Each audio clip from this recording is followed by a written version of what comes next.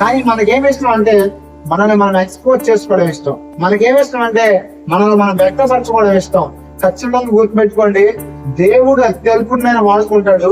అత్యల్పుడైన పెంట కుప్పల మీద దీనులైన పైకి లేవనైతే వాడుకుంటాడు, కానీ అహంకారం ఉన్న దేవుడు వాడుకున్నాడు చరిత్రలో లేదు. అసలు దేవుడు ఎందుకు దీనుల దగ్గర లేకుండా చేసుకున్నాడు తెలుసా?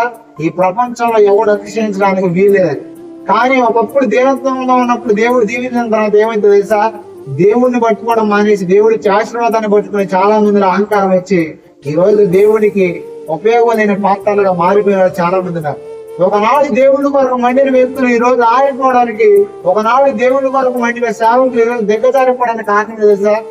శరీర సంబంధమైన మనస్తత్వం పనిచేయడం. ఈ శరీర సంబంధమైన మనస్తత్వం ఎప్పుడు పనిచేసి తెలుసా? అహంకారం ఎప్పుడు నేను పీక్ స్టేజ్ లో ఉంటుందో ఆటోమేటిక్ అహంకారం నడిపిస్తానే ఉంటుంది. ఎంత దారుణం! అసలు ఏమున్నాయి మనం అహంకారం మాట్లాడే